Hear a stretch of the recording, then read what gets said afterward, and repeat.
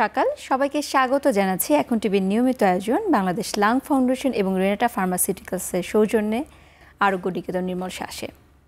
আপনাদের সাথে আছি আমি ডাক্তার সাদিয়া সুলতানা রেশমা। দর্শক, আমরা এই অনুষ্ঠানে সবসময় কথা বলি বিভিন্ন ধরনের রোগ নিয়ে। আজকে কথা বলতে যাচ্ছি রোগ নয়, বরং রোগ না হওয়ার কারণ নিয়ে। আজকে আমাদের আলোচনার বিষয় হচ্ছে ফুসফুস ভালো রাখার উপায়গুলো কী। এবং আমাদের সাথে আজকে কথা বলতে স্টুডিওতে উপস্থিত আছেন আমাদের দেশের একজন প্রখ্যাত বক্ষব্যাধি বিশেষজ্ঞ ডাক্তার শামীমা আক্তার, যিনি সহকারী অধ্যাপক হিসেবে বর্তমানে আছেন জাতীয় বক্ষব্যাধি ইনস্টিটিউট ও হাসপাতালে। স্বাগত জানাচ্ছি আপনাকে আমাদের অনুষ্ঠানে। তোমাকেও আমি ধন্যবাদ জানাই আমাকে আমন্ত্রণ জানানোর জন্য। তো প্রথমেই সবার মনে যে প্রশ্নটি থাকে, এই যে ফুসফুস, বারবার যে ফুসফুসের কথাটাই আমরা বলছি, সেই ফুসফুস আসলে কি কাজ করে?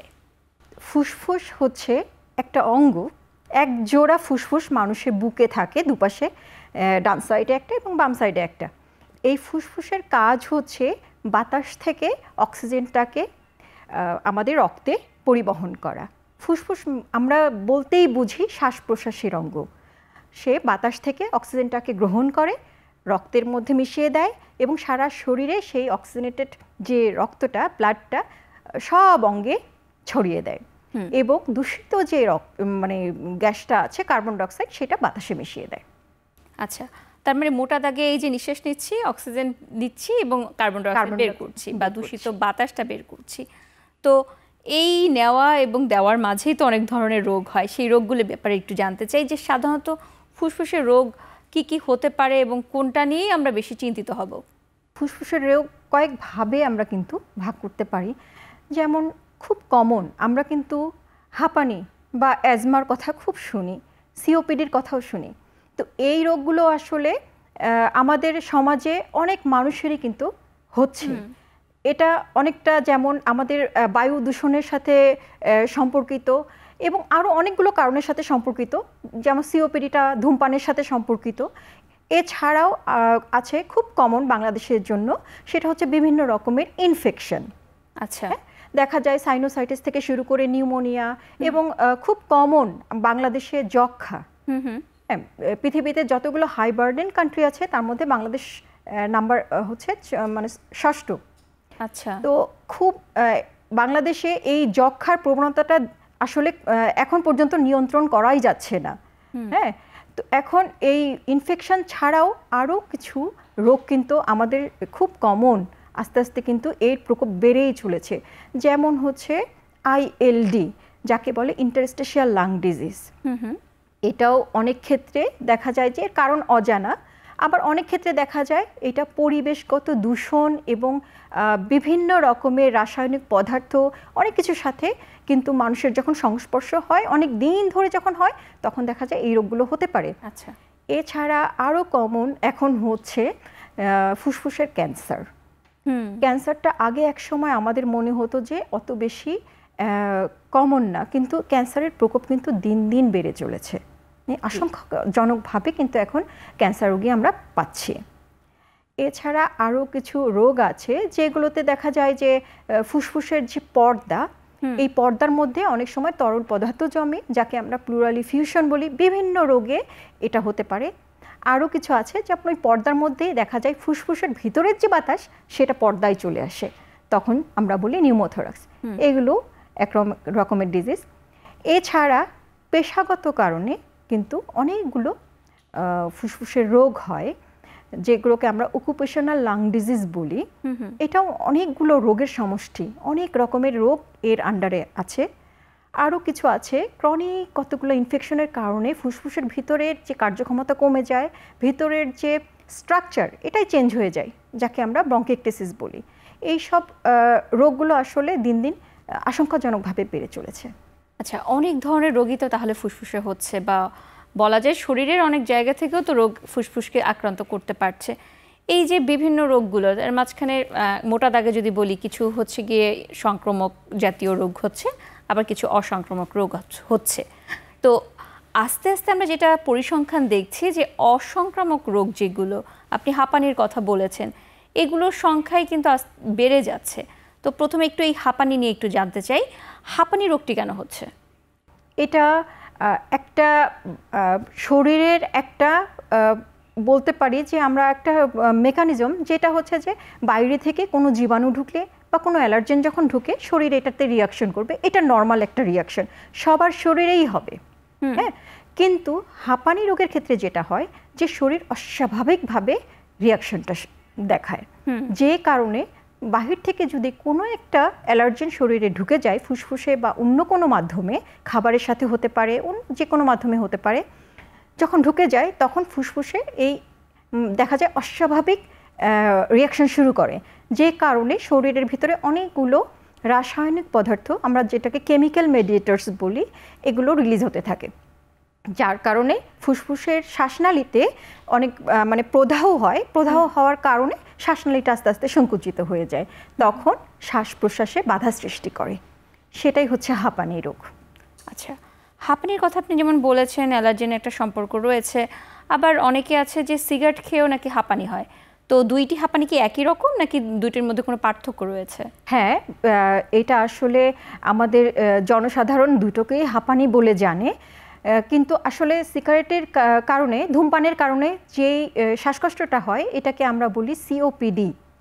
হ্যাঁ, এটা কিছুটা আলাদা, কিছুটা না, অনেকটাই আলাদা। আমরা যদি মেকানিজম জানি তাহলে আমরা বুঝতে পারবো। সিওপিডিটা আসলে ধূমপানের কারণে অনেকগুলো ক্ষতিকর পদার্থ আমাদের শরীরে ঢুকে। দেখা যায় ধূমপানের যে ধোঁয়া, এই ধোঁয়ার মধ্যে প্রায় ৭,০০০ রকমের ক্ষতিকর পদার্থ আছে। তার মধ্যে 40টা একেবারে আইডেন্টিফাইড রাসায়নিক পদার্থ আছে যেগুলো সরাসরি একদম খারাপ প্রভাব বিস্তার করে। এবং এই যে যারা অনেক দিন দীর্ঘমেয়াদী ধূমপায়ী, তাদের ক্ষেত্রে হয় কি যে শ্বাসনালীতে সব সময় এই রাসায়নিক পদার্থগুলো প্রদাহ তৈরি করতেই থাকে, যে কারণে এদের এই পুরো শ্বাসতন্ত্র, আমরা যেটাকে বলি শ্বাসনালী থেকে শুরু করে একদম অ্যালভিউলাই পর্যন্ত, যেখানে বাতাস আমাদের শ্বাস প্রশ্বাস ঘটে, সেই জায়গা পর্যন্ত পুরোটাই আস্তে আস্তে নষ্ট হতে থাকে এবং ফুসফুসের কার্যকারিতা নষ্ট হতে থাকে। এভাবেই আসলে সিওপিডিটা হয়। তো এই সিওপিডির কথা যেটা বলেছেন, তো নষ্ট হতে থাকে, আবার ওদিক থেকে হাঁপানি যেটা অ্যাজমা নামে পরিচিত, সেখানে সাধারণত হয়তো নষ্ট হয় না, তো দুইটার মধ্যে খারাপ কোনটা? অবশ্যই সিওপিডি। অ্যাজমার ক্ষেত্রে যেটা, অ্যাজমা হচ্ছে একটা রিভার্সিবল একটা রোগ, তার মানে এটা নিরাময়যোগ্য। আচ্ছা, হ্যাঁ, অ্যাজমা রোগীকে আমরা সাধারণত চিকিৎসার সময় কিছু ওষুধ দেই, সাথে কিন্তু আমরা তাদের লাইফস্টাইল মডিফিকেশন শেখাই, যে কি কি রোগ, কি কি মানে ব্যবস্থা গ্রহণ করলে সে ভালো থাকতে পারে। অ্যাজমা রোগীর নিয়ন্ত্রণ পুরোপুরি অ্যাজমা রোগীর হাতে, আমরা এটা বলি। যেমন হচ্ছে কারো ধুলোবালিতে গেলে শ্বাসকষ্টটা বেড়ে যায়, কারো কারো দেখা যায় খাবারে অ্যালার্জি থাকে, ওই খাবার, ওই পার্টিকুলার খাবারটা খেলে তার অ্যাজমা অ্যাটাক হয়। তো এই তাৎক্ষণিকভাবে দেখা যায় শ্বাসকষ্ট শুরু হয়, এরপর যখন আবার চিকিৎসা শুরু হয় তখন আবার কিন্তু পূর্বের অবস্থায় ফিরে আসে, যে কারণে অ্যাজমা রোগে সাধারণত ফুসফুসের কার্যকারিতা নষ্ট হয় না, কার্যক্ষমতাটা বজায় থাকে। কিন্তু সিওপিডির ক্ষেত্রে আসলে এটা অনেক প্রলং প্রসেস, অনেক দিন ধরে ফুসফুসের শ্বাসনালীতে প্রদাহ চলতে চলতে সেখানে দেখা যায় অনেক রকমের স্ট্রাকচারাল চেঞ্জ হয়, যে কারণে ফুসফুস, এটা হচ্ছে পার্মানেন্ট ড্যামেজ, এটা কিন্তু রিভার্সিবল হয় না, বা হলেও পার্শিয়ালি খুব অল্প পরিমাণে রিভার্সিবল হয়। তো এই যে হাঁপানি বলি বা অ্যাজমা বা সিওপিডি, এই ধরনের রোগ যদি আমরা নির্ণয় করতে চাই তাহলে কিভাবে নির্ণয় করতে হবে? আচ্ছা, খুব ভালো প্রশ্ন। এটা হচ্ছে যখন আমাদের কাছে পেশেন্ট আসে তখন আমরা তাদের বিভিন্ন রকমের ইতিহাস জানার চেষ্টা করি, যে এটা আসলে অ্যাজমা হবে বা সিওপিডি হবে এরকম। তারপরে আমরা কিন্তু কিছু পরীক্ষা নিরীক্ষা করতে দিই, যদি আমরা মনে করি যে তার হাঁপানি রোগ, হ্যাঁ, এবং সে ধূমপায়ী না, হাঁপানি রোগ, তার হয়তো বা ফ্যামিলিতে আরও অনেকের হাঁপানি রোগের ইতিহাস আছে, সেই পেশেন্টগুলোকে আমরা কয়েকটা টেস্ট করতে বলি। এর মধ্যে কিছু ব্লাড টেস্ট করতে বলি, সিরাম IgE লেভেল করতে বলি, বা ইউসিনোফিল কাউন্ট করতে বলি, অনেক সময় ফেনো করতে বলি, এবং সবচেয়ে ইম্পর্ট্যান্ট যেটা সেটা হচ্ছে স্পাইরোমেট্রি। এটা ছোট্ট একটা মেশিন, হ্যান্ডহেল্ড মেশিন, খুব ইজিলি কিন্তু বোঝা যায় যে এইটা অ্যাজমা, হাঁপানি রোগ অথবা সিওপিডি, এটা দিয়ে আমরা বুঝতে পারি। অ্যাজমা এবং সিওপিডি দুইটি রোগের ক্ষেত্রে বললেন যে স্পাইরোমেট্রি পরীক্ষা করতে হবে, এই পরীক্ষাটি করতে হলে কোথায় যেতে হবে? আচ্ছা, এই পরীক্ষাটি আমাদের অনেকগুলো, যেখানে আসলে বক্ষব্যাধি চিকিৎসকরা চিকিৎসা সেবা দেন, এরকম অনেকগুলো জায়গাতেই এই পরীক্ষার সুযোগ আছে। যেমন বক্ষব্যাধি ইনস্টিটিউটে আছে, শ্যামলী টিবি হসপিটালে আছে, এবং বিভিন্ন প্রাইভেট সেক্টরে অনেকগুলো হসপিটালেই কিন্তু এই পরীক্ষা করার সুযোগ আছে। ইভেন অনেকগুলো মেডিকেল কলেজেও কিন্তু এই পরীক্ষার সুযোগ আছে। এই পরীক্ষাগুলোর মাধ্যমে তো অ্যাজমা বা সিওপিডি এই দুইটি রোগ নির্ণয় করা হয়, এবং তারপরে যদি দেখা যায় যে আপনি আরও কিছু রোগের কথা বলেছেন, যেমন আইএলডির কথা বলেছেন, ব্রঙ্কিকটেসিসের কথা বলেছেন ইত্যাদি, তো এই ধরনের রোগ কি নির্ণয় করা সম্ভব হয় এই পরীক্ষার মাধ্যমে? আসলে এটাতে হ্যাঁ আইডিয়া করা যায়, কিন্তু আসলে এটা দিয়ে অ্যাজমা বা সিওপিডির মতো করে রোগটা নির্ণয় করা যায় না, তবে হ্যাঁ কিছুটা ধারণা পাওয়া যায়। আচ্ছা, চলে আসি আবার একটু এই আইএলডি বিষয়টি নিয়ে। এই বিষয়টি আমাদের দর্শক বলি বা সাধারণ লোকজন কিন্তু এখনও খুব একটা জানে না। তো রোগটি আসলে কি ধরনের রোগ? আচ্ছা, আইএলডি হচ্ছে যেটাকে আমরা বলি ইন্টারস্টিশিয়াল লাং ডিজিজ বা ডিপিএলডি, ডিফিউজ প্যারেনকাইমাল লাং ডিজিজ।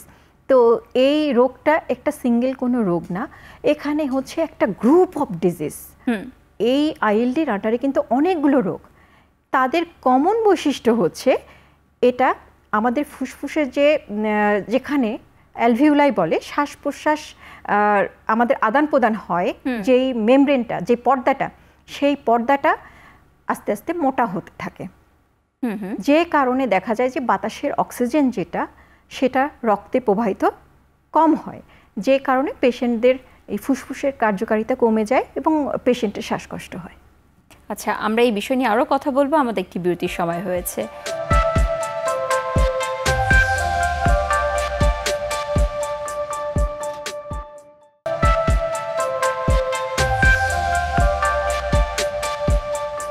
আমরা জানতে চাচ্ছিলাম আইএলডি বা ডিপিএলডি নিয়ে, যে আপনি যেটা বলেছেন। তো এই ধরনের রোগ যদি হয়ে থাকে তাহলে রোগী সাধারণত কী ধরনের উপসর্গ দেখায় এবং সেই উপসর্গগুলোর মাধ্যমে কীভাবে রোগটি নির্ণয় করা হয়? আইএলডির রোগীদের খুব যে উপসর্গটা হয় কমন, সেটা হচ্ছে তাদের শুকনা কাশি। তারা কিন্তু বলে যে আমার শুকনা কাশি, কোনো কফ বের হয় না। হ্যাঁ, আর এটা দেখা যায় যে খুব অল্প সময়ের একটা ইতিহাস দেয়, খুব প্রলং। যেমন সিওপিডি বা অ্যাজমা অনেক দিনের ইতিহাস দেয়, যে অ্যাজমা পেশেন্টরা বিশেষ করে, যে আমার ছোট থেকে রোগ হয়েছে, কিংবা সিওপিডির পেশেন্ট বলে যে আগে একটু একটু কাশি ছিল, এখন এই 2 বছর ধরে শ্বাসকষ্ট হচ্ছে, এমন একটা ইতিহাস কিন্তু পাই। কিন্তু আইএলডির পেশেন্টগুলো সাধারণত এমন করে ইতিহাস আমাদের কাছে দেয় না, বলে যে এই 6-7 মাস ধরে শুকনা কাশিটা বেড়েই চলেছে, এই সাথে আমার এখন শ্বাসকষ্ট হচ্ছে। এই শ্বাসকষ্টটা দেখা যায় যখন আমি হাঁটাচলা করছি তখন বাড়ছে। প্রথমে দেখা গেছে যে আমি হয়তো বা সিঁড়ি দিয়ে উঠছি তখন হাঁপিয়ে উঠছি, আবার অনেক সময় দেখা যায় যে আমি একটু জোরে হাঁটছি তখন শ্বাসকষ্ট হচ্ছে, এভাবে বলে। এবং শ্বাসকষ্টটা বাড়তে বাড়তে এখন এমন হচ্ছে যে আমার ওয়াশরুমে গেলেও আমার শ্বাসকষ্ট হচ্ছে, কিংবা আমার যে দৈনন্দিন কাজকর্ম আছে ঘরে সেটা করতে গেলেও শ্বাসকষ্ট হচ্ছে। এই শ্বাসকষ্টটা কোনোভাবেই কিন্তু কমছে না। রোগী কিন্তু এই দুটো কথাই বলে, যে শুকনো কাশি আর শ্বাসকষ্ট। আচ্ছা, এই শ্বাসকষ্ট যখন হয় তখন অনেকে বলে যে অক্সিজেন নিতে হবে, তো অক্সিজেনই কি এই ক্ষেত্রে চিকিৎসা, নাকি সাথে আর কিছু দিতে হয়? হ্যাঁ, এখানে আমাদেরকে প্রথমেই দেখতে হয় যে এটা আসলে আইএলডির কোন ধরন। হ্যাঁ, তো এই ধরন অনুযায়ী মানে এটা জানার জন্য আমরা হাই রেজলিউশন সিটি স্ক্যান বলি, এবং উন্নত দেশে সাধারণত লাং বায়োপসি করে সেখান থেকে এই রোগটা নির্ণয় করে যে কোন ধরনের আইএলডি হয়েছে। এবং যদি কোনো নিরাময়যোগ্য কোনো কারণ থাকে আইএলডির, তবে প্রধান চিকিৎসা হয় সেই রোগটাকে নিয়ন্ত্রণ করা। আচ্ছা, যেমন অনেকের ক্ষেত্রে দেখা যায় যে রিমাটয়েড আর্থ্রাইটিস আছে বা এসএলই আছে, তাদের ক্ষেত্রে যে আইএলডিটা হয় তখন আমাদের ফার্স্ট টার্গেট থাকে রোগটাকে নিয়ন্ত্রণ করি, এবং সাথে আমাদের আইএলডির অন্যান্য চিকিৎসা শুরু করা হয়। কিন্তু যখন কোনো কারণই পাওয়া যায় না, আমরা যেটাকে বলি আইপিএফ, এটাই সবচেয়ে কমন, তো সেই পেশেন্টগুলোর ক্ষেত্রে দেখা যায় যে তেমন কিছু করার থাকে না। আসলে কিছু অ্যান্টিফাইব্রোটিক মেডিকেশনস আসলে দেয়া হয়, কিন্তু তার অ্যাকশন এখন পর্যন্ত ডিবেটেবল। খুব বেশি যে তার বেনিফিট পাওয়া যায় এমন কিন্তু না। তো আমরা অনেক অসংক্রামক রোগ নিয়ে কথা বললাম, আইএলডি নিয়ে যেমন শুনলাম, হাঁপানি নিয়ে শুনলাম, সিওপিডি রোগ নিয়ে শুনলাম।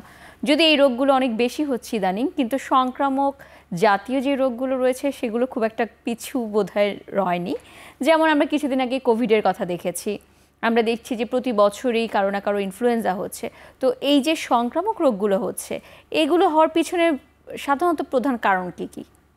হ্যাঁ, যদি বলতেই হয় সেটা বলতে হবে আমাদের জনসংখ্যা। আমাদের জনসংখ্যার ঘনত্ব অনেক বেশি। হ্যাঁ, সাধারণভাবে অন্যান্য দেশে আমরা যদি রাস্তায় বের হই তাহলে দেখব যে কিছু মানে খুব মানুষজন, অল্প কিছু মানুষজন। তো আমাদের দেশে কিন্তু আমরা যখন বাসা থেকে বের হই তখন আমাদের অনেক মানুষের সাথে মিশতে হয়। সেটা হতে পারে স্কুল, সেটা হতে পারে অফিস, সেটা রাস্তা বা মার্কেট, যে কোনো জায়গায়। তো দেখা যায় যে একজন মানুষের যদি কোনো একটা ইনফেকশন থাকে তো খুব স্বাভাবিকভাবেই দেখা যায়, যেহেতু খুব কম ডিস্টেন্সের মধ্যেই অনেক মানুষ থাকে, তো খুব ইজিলি কিন্তু এই ইনফেকশনগুলো একজন থেকে আরেকজনের মাধ্যমে ছড়ায়। নেক্সট হচ্ছে যদি বলি সেটা স্ট্যান্ডার্ড অফ লিভিং। আমাদের মানুষের কিন্তু স্ট্যান্ডার্ড অফ লিভিং অনেক কম। হ্যাঁ, যে কারণে দেখা যায় যে আমাদের বিভিন্ন মানুষ স্বাস্থ্যহীনতায় ভুগছে, অনেক রকমের ম্যালনিউট্রিশন আছে, রোগ প্রতিরোধের ক্ষমতা কমে যায়। সে কারণে ইনফেকশনটা, একটা জীবাণু শরীরে ঢোকা মাত্রই ইনফেকশনটা হয়ে যায়। এটা একটা কজ। আর একটা হচ্ছে যে আমাদের বায়ু দূষণ। যদি আমরা আমাদের পরিসংখ্যান দেখি, বৈশ্বিক পরিসংখ্যান যদি দেখি, তাহলে দেখব যে বেশ অনেক বছর ধরেই বাংলাদেশ প্রথম, দ্বিতীয় এর মধ্যেই থাকে বায়ু দূষণের তালিকায়। তো এত বেশি বায়ু দূষণের মধ্যে বাস করলে স্বাভাবিকভাবেই শ্বাস প্রশ্বাসের, শ্বাসতন্ত্রের যে সংক্রমণ, এটা বাড়বে।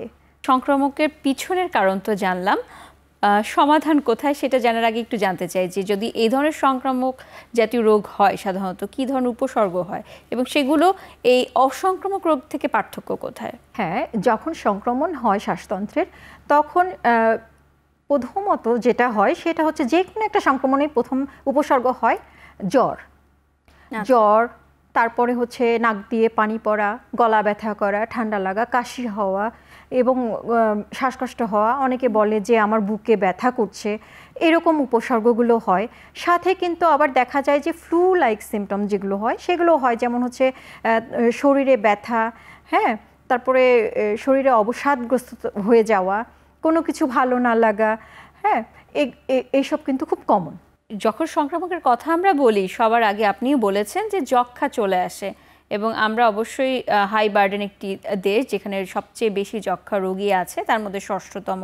তো আমাদের দেশে যক্ষ্মা রোগটি এত দিন ধরে আছে, আমাদের এখানে চিকিৎসাও একদম সম্পূর্ণ ফ্রি, তারপরও রোগীও কমছে না, রোগটাও খুব একটা সীমাবদ্ধ নয়। কারণটা কি এবং কি করা যায়? এটা আসলে খুব একটা, যক্ষ্মা রোগটা খুব একটা ক্রিটিক্যাল একটা রোগ বলবো, আবার খুব সহজ বলতে আমাদের সরকার কিন্তু এই রোগের ওষুধ কিন্তু বিনামূল্যে দিচ্ছে এবং পরীক্ষার ব্যবস্থাও কিন্তু বিনামূল্যেই সারা বাংলাদেশে হচ্ছে। তারপরেও কিন্তু আমরা এটা কন্ট্রোল করতে পারছি না। এর অনেকগুলো নানাবিধ কারণ রয়েছে। যেমন হচ্ছে আমাদের দেশের মানুষের, ওই যে বললাম, বায়ু দূষণ এবং অন্যান্য কারণে দীর্ঘমেয়াদী কাশি থাকে, এটাকে কিন্তু আমাদের দেশের মানুষ আমলেই নেয় না। হ্যাঁ, খুসখুস করে কাশছে, দেখা যাচ্ছে 1 মাস 2 মাস চলে গেছে, বোতল বোতল কাশির সিরাপ খেতে থাকে। হ্যাঁ, আবার দেখা যায় যে জ্বর আসছে, জ্বরের ওষুধ নিয়ে খেতে থাকে, কিংবা ফার্মেসি থেকে একটা অ্যান্টিবায়োটিক খেয়ে ফেলে। এরকম করে দেখা যায় 2-4 দিন ভালো থাকে, আবার দেখা যায় যে জ্বর আসছে, শরীরের ওজন কমে যাচ্ছে, ক্ষুধামন্দা হয়ে যাচ্ছে। কিন্তু তারপরেও যখন দেখে যে একদম সেটা মারাত্মক পর্যায়ে চলে এসেছে, হ্যাঁ, যেমন হচ্ছে কাশির সাথে রক্তপাত হচ্ছে, একদম যখন দেখা যায় যে তারা আর কোনোভাবেই কুলোতে পারছে না, তখন গিয়ে তারা ডাক্তারের কাছে শরণাপন্ন হয়। তো এই যে এতদিন ধরে সে সমাজে সবার সাথে মিশেছে, এর মধ্যে কিন্তু সে অনেক মানুষের মধ্যে এই যক্ষ্মার জীবাণুটা ছড়িয়েছে। জি, হ্যাঁ, এবং শুধু সে না, তার আশেপাশের সবাই কিন্তু একই রকমই মানসিকতা, যে ওই একই, হ্যাঁ, যে একটু কাশির সিরাপ খাওয়া, ফার্মেসি থেকে একটু অ্যান্টিবায়োটিক কিনে খাওয়া, একটু জ্বরের ওষুধ খাওয়া, এভাবে দেখি না। ডাক্তারের কাছে যাওয়ার আগে এভাবে আমরা দেখি। কিন্তু খুব সহজেই কিন্তু তারা চাইলে স্বাস্থ্য কমপ্লেক্সে গিয়েও যক্ষার পরীক্ষাটা করতে পারে। আবার যক্ষার পরীক্ষা করার পরেও দেখা যায় যে অনেকেই ওষুধটা খেতে চায় না, কারণ এটা দীর্ঘমেয়াদী চিকিৎসা নিতে হয়, কমপক্ষে 6 মাস।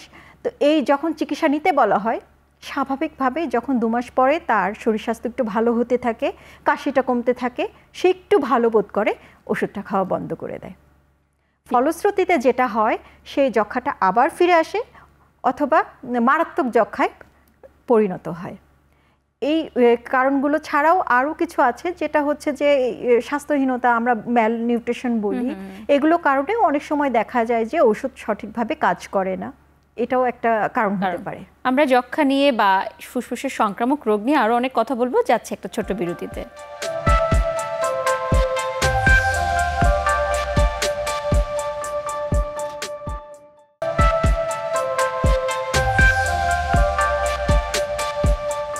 যক্ষা যেহেতু আসছে এবং যক্ষার কারণগুলো জানা গেল, কেন এত বাড়ছে তাও জানা গেল, তো সমাধান কোথায় সেই ব্যাপারটি একটু জানতে চাই।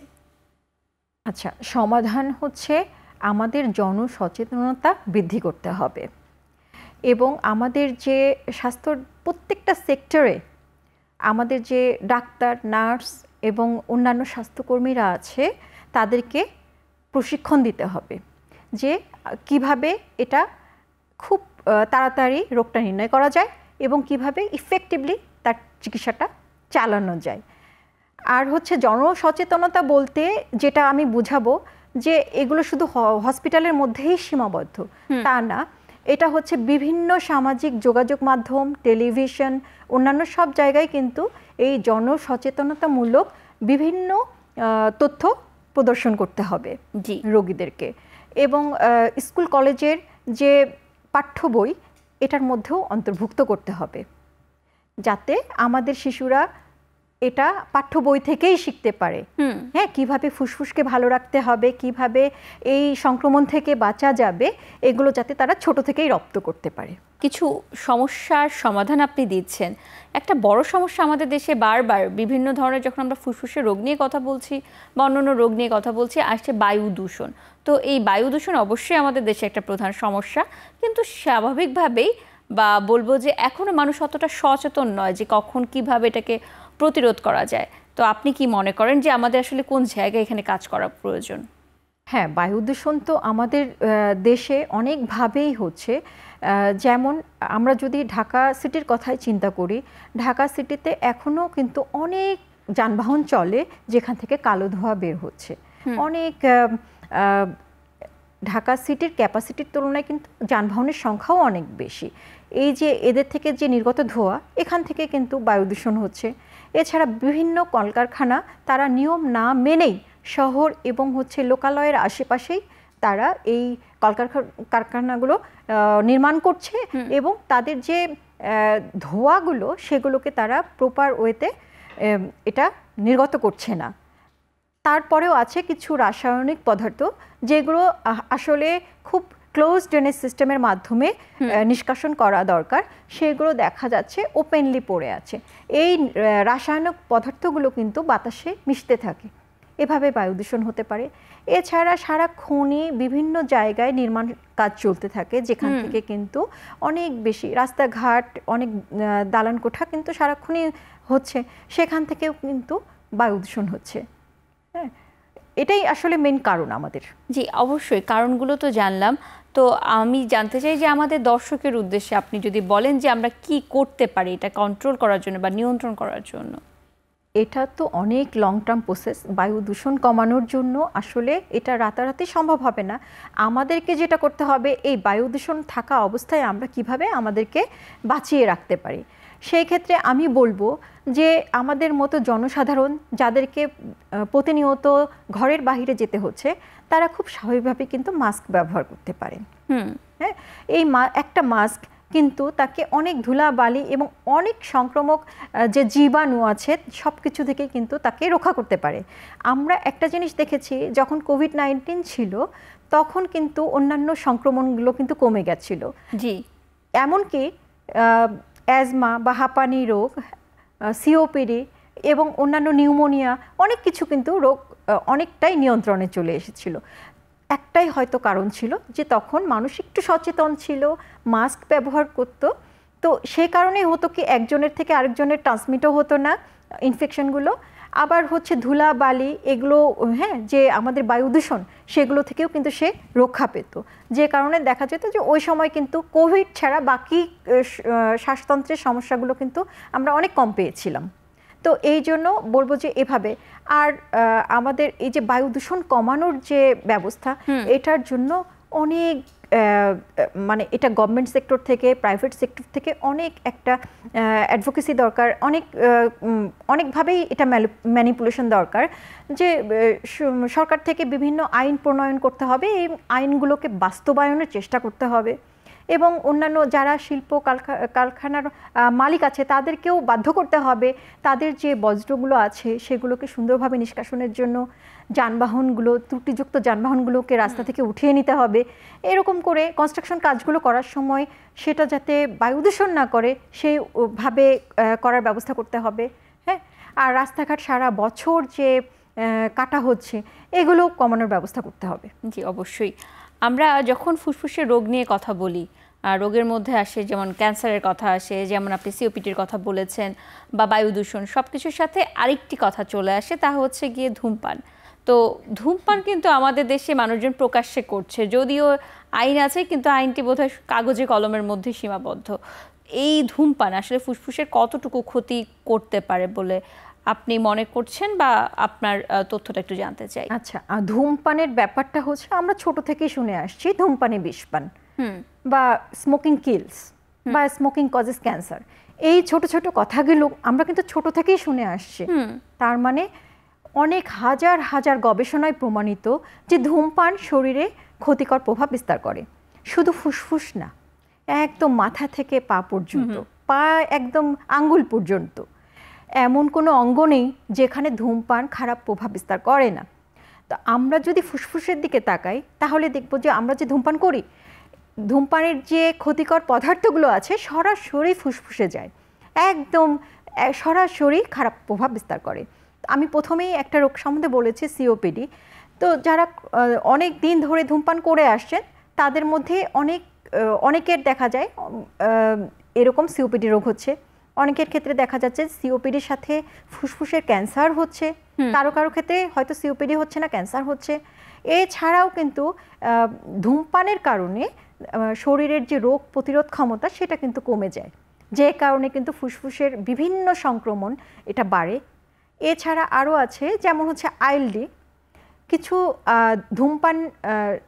ধূমপানের সাথে সম্পর্কিত কিছু আইএলডিও হয়, আরবি আইএলডি হয়, ডিআইপি হয়, এরকম কিছু আইএলডিও কিন্তু ধূমপানের কারণে হচ্ছে। বিভিন্ন ধরনের রোগী তাহলে করছে ধূমপানের মাধ্যমে, কিন্তু ধূমপায়ীরা সবচেয়ে বড় যে বাধাটা পায় তা হচ্ছে যদি তারা ছাড়তে চায় ছাড়তে পারে না। তো ধূমপান প্রতিরোধের জন্য আসলে কি করণীয়? হ্যাঁ, ধূমপান ছাড়ার জন্য আসলে তাকে একটা মানে খুব শক্ত ডিটারমিনেশন লাগবে যে আমি এটা ছাড়বো। হ্যাঁ, এটাই রোগীর বা ধূমপায়ীর একটা সদিচ্ছা অবশ্যই থাকতে হবে, আমি ছাড়বো। তো ছাড়বো যখন আমি ডিসিশন নেব, দ্যাটস দ্য ফাইনাল, আমি এরপরে আর ধূমপান করব না। এটা সম্ভব কখন? যদি মুসলমান হয় তাহলে রোজার মাস থেকেই শুরু করতে পারে, খুব সহজ। সকাল থেকে রাত পর্যন্ত সে ধূমপান করছে না, হ্যাঁ, তাহলে ইফতারের পরে ধূমপানটা করার প্রয়োজন কি? না করলেই পারে। যদি কারো সদিচ্ছা থাকে তাহলে কিন্তু সেই সময় সে ধূমপানটা বন্ধ করতে পারে। একটা মানুষ যখন 1 মাস ধূমপান ছাড়া কাটায় তখন কিন্তু তার ধূমপানের যে একটা ক্রেভিংস, হ্যাঁ, সেটা কিন্তু কমে আসার কথা। কিন্তু দেখা যায় যে না, তাদের আসলে যে সদিচ্ছার থাকার পরেও বন্ধু বান্ধব বিভিন্ন সোসাইটিতে গিয়ে কিন্তু আবার ধূমপান শুরু করছে। তো সেই ক্ষেত্রে দেখা যায় যে আমাদের কিছু সাপোর্টেরও প্রয়োজন হয়, সোশ্যাল সাপোর্টেরও প্রয়োজন হয় এবং কিছু চিকিৎসকের পরামর্শ গ্রহণ করতে হয়। এরকম অনেক কিছুই আছে যেটা হচ্ছে ধূমপানের যে একটা ইচ্ছা, এই ইচ্ছাটাকে দমন করার মতো কিছু চিকিৎসা কিন্তু এখন আছে, কিছু ঔষধও আছে, আবার কিছু নিকোটিন প্যাচ বা গামি এবং ইলেকট্রনিক সিগারেট এই টাইপের কিছু আছে যেগুলোর মাধ্যমে আস্তে আস্তে কিন্তু ধূমপান থেকে তাকে রিকভারি করা, হ্যাঁ, সরিয়ে আনা সম্ভব হয়। তো আমরা এই নিয়ে আরও কথা বলবো, আবার একটি বিরতির সময় হয়েছে।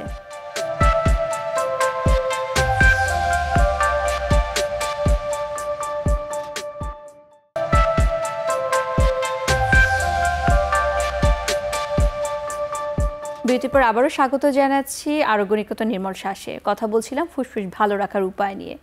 ভালো রাখার পিছনে একটা বড় হাতিয়ার হচ্ছে ব্যায়াম। বলা হয় ফুসফুসের নিজস্ব কিছু ব্যায়াম রয়েছে, তো ফুসফুসের ব্যায়াম সাধারণত কিভাবে করতে হয়? হ্যাঁ, এটা যাদের হচ্ছে শ্বাসতন্ত্রের রোগ আছে দীর্ঘমেয়াদী, তাদের ক্ষেত্রে আমরা খুব সহজভাবে আমরা হাসপাতালে কিংবা আমাদের চিকিৎসার সময় চেম্বারে আমরা পরামর্শ দেই যে 3 বল এক্সারসাইজার একটা আছে, খুব অ্যাভেলেবল একটা মেশিন, যেটা দিয়ে রোগীকে ইনস্ট্রাকশন দেওয়া হয় যে একদম প্রথমে একটা বড় ব্লো করবে, সে মেশিনটার মধ্যে দিয়ে 3টা বলকে উঠাবে, উঠে 2 সেকেন্ড ধরে রাখবে। তাতে হয় কি, তার যে ফুসফুসের ভিতরে বাতাসটাকে ফোর্সফুলি সে বের করে দিচ্ছে, এটাতে ফুসফুসের ভিতরে কিন্তু কার্যক্ষমতা বাড়ে। আবার ওই মেশিনটাকে উল্টে আমরা আবার বলি যে আপনি এবার লম্বা করে বুক ভরে শ্বাস নেন এবং 3টা বলকে আপনি উপরে ওঠান এবং 2 সেকেন্ড ধরে রাখেন। তো এরকম করে আমরা দেখা যায় যে অনেকগুলো সাইকেল সারাদিনে আমরা করাই। এটা রোগীদের ক্ষেত্রে আমরা করাই যাতে করে ফুসফুসের কার্যক্ষমতা বাড়ে। এছাড়াও কিছু পুনর্বাসনের ব্যবস্থা রয়েছে ফুসফুসের ব্যায়ামের। এর মধ্যে কতগুলো টেকনিক আছে, যেমন ডায়াফ্রামেটিক ব্রিদিং আছে, তারপর পার্সলিপ ব্রিদিং আছে, এছাড়া হামিং আছে, অ্যাক্টিভ সাইকেল অফ ব্রিদিং। তো যারা ট্রেনার আছে তারা বিভিন্ন ইনস্টিটিউশনে রোগীদেরকে এনে বিভিন্ন টেকনিকগুলোকে শেখায়। প্রথমে কিছুদিন দেখা যায় যে ওই ইনস্টিটিউশনে এসেই ব্যায়ামটা করতে বলে। যখন দেখে যে তারা এটা শিখে গেছে, তখন তাদেরকে বলা হয় যে আপনি এবার বাসায় এই ব্যায়ামগুলো করবেন। এতে করে হয় যে ফুসফুসের যে পেশিগুলো আছে এবং আমাদের শ্বাস প্রশ্বাসের জন্য যে পেশিগুলো আমাদেরকে সাহায্য করে, সেই পেশিগুলো কার্যক্ষমতা বাড়ে এবং ফুসফুসেরও কার্যক্ষমতা বাড়তে থাকে।